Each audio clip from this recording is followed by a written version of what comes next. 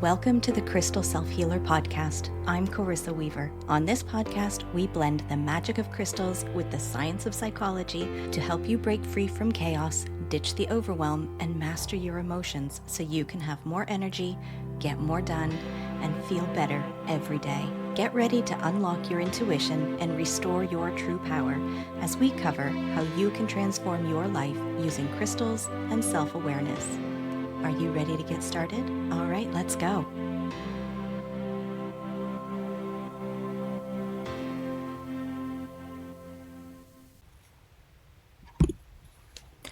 Have you had the opportunity of going to see the Book of Mormon?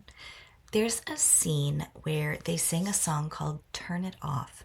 It's all about the denial and shutting down of emotions that are hard or undesirable. What I love about this song is that it's a lighthearted look at holding on to image over truth in a way that doesn't allow for the raw human experience. There's an undercurrent in the healing and self-help industry that perpetuates a distorted application of the law of attraction.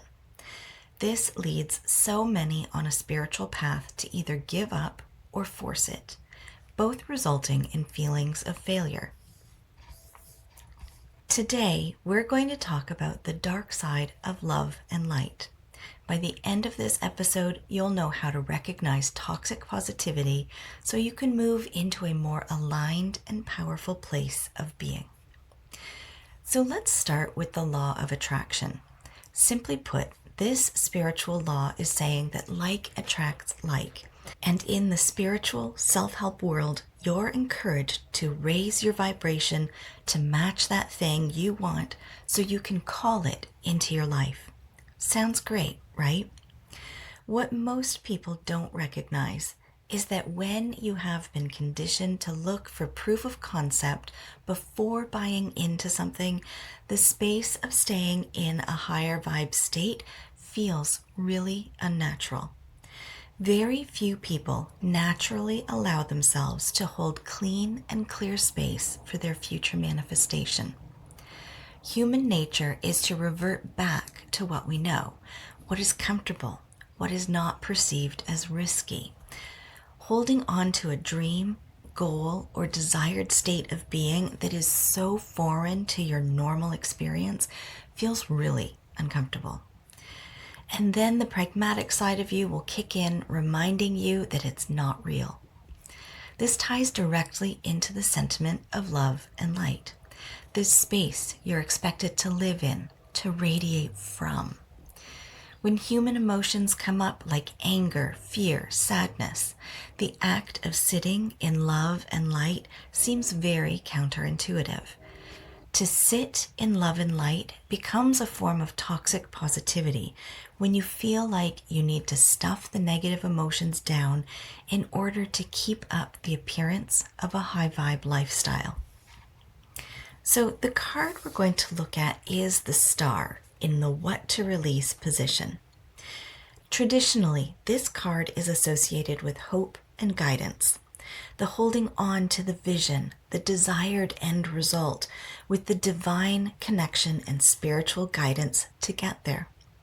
There's hopeful imagery used in the card with the two jugs both pouring water and the water reaching the pond, no matter where the water was poured. We can't overlook that we only see stars at night, so there's a nod to our subconscious and the things we don't yet see. And that's pretty amazing, right? The deep down acknowledgement that everything is going to plan, that it's all going to be okay, even if we can't see it. But we can't forget that this is in the what to release position, so this hopefulness is what is getting in the way.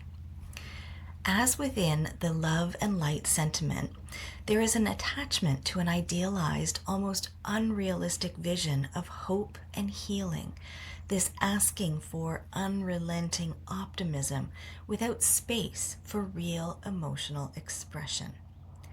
The star in the what to release position is asking you to examine where you may be engaging in a passive role, where you're holding on to hope and a prayer, that it's going to happen without acknowledging where you could step in to bring about your desired outcome. So if you haven't noticed this yet, there is a fine line, this dance you're engaging in when it comes to love and light. And that's how much is just enough hope that doesn't fall into fruitless hoping or the stuffing down of real human emotions. A lot of life isn't pretty. It can be downright dull. And if you're measuring yourself against whether you're happy-go-lucky all the time, you're going to feel fake and like an imposter. It's time to release the idea of being perpetually hopeful or shining like a star at all times. There's a difference between holding out hope and building belief. While holding out hope is passive, building belief is an active endeavor, one that helps you attain alignment with your desired end result. Instead of stuffing down the big or heavy emotions and creating energetic blocks, you process the emotions that are really indicators of where there is a mismatch in your inward and outward experience. You can go back and listen to the episode on how to process emotions because there's a lot of good stuff in there. But as long as the emotions are sitting in your body, whether you're aware of them or not, they create blocks for the very thing you want to experience. And that's more alignment, more happiness, more joy in your life. I talk to my clients about aligned action all the time, the taking steps from a place of deep cognitive and emotional ownership. It's this aligned action that allows you to feel more at ease along the journey when things aren't going the way you want them to, or you find yourself overwhelmed. Striving for love and light when it's not in alignment with where you are, what you still need to process, is the epitome of the patriarchy telling you to be small, not make noise, grin and bear it, put your head down, work hard, wait for your return, to smile more because you'd be much prettier. Throughout history, people in many cultures have been discouraged from expressing emotions, especially ones that make other people uncomfortable, like sadness, anger, and grief. As a parent of 3 kids, I get how complicated navigating the emotions of other people can be. But what I do know from my upbringing, coupled with my education, is that it's way better to process your emotions than it is to stuff them down and ignore them. It's what allows you to stay in a grounded reality and helps you stay rooted in the process of healing and your journey. I'm going to offer Hematite as the crystal to work with when dealing with the dark side of love and light, and here's why. Hematite is a grounding stone that helps to anchor you back into the present moment. When you're faced with toxic positivity and the pressure to maintain an idealized image of high vibe, Hematite will provide much needed balance. This crystal can help you distinguish between genuinely uplifting optimism and the kind of forced positivity that is common with spiritual bypassing.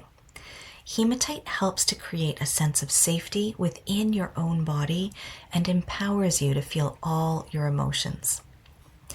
Hematite provides stability, helping you process heavy emotions, and clarity that supports the necessary shift from passive hoping to active belief building. Your aligned action will come from a place of grounded awareness rather than from a place of pretending everything is fine. The protective aspect of Hematite will be comforting as you explore and navigate the heavy and uncomfortable emotions, helping you to stay centered and avoid feeling overwhelmed. It will support you in holding space for your emotions without letting them dictate your actions or well-being. As you work with your Hematite to move past the dark side of love and light, I'm going to invite you to use the free Charmed Morning Ritual worksheet. It's a great way to check in with yourself each morning, set your emotional and spiritual intentions, and stay grounded as you move through the day.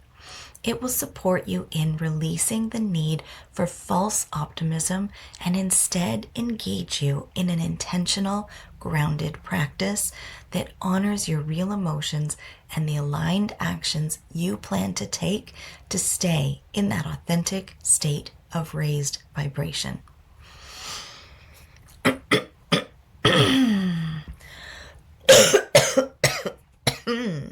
Today's pairing of the Star card with Hematite is from a recent crystal and tarot forecast inside the Charmed community. I invite you to join me in this free space where I share these readings weekly to help you align your energy and focus your week. You'll also get the opportunity to connect with others who are exploring their growth and creating change in their lives, just like you. Join us for free. The link is in the show notes. And if you're tired of being on an emotional roller coaster, constantly juggling everything in your life, and you want to be part of a space that holds you in your healing, a space where you could feel seen, supported, and connected, I'd love to have you join me inside the Crystal Self-Healer Members Portal.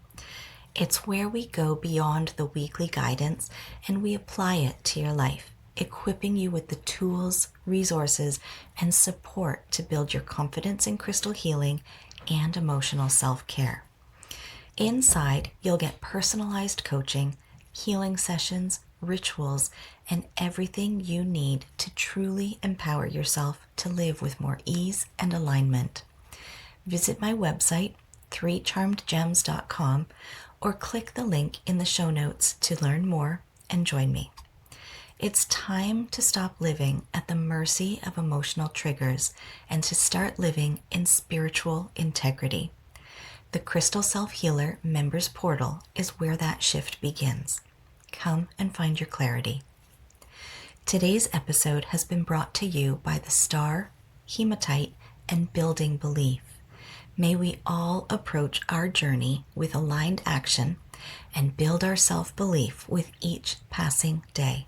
Blessed be, my friends.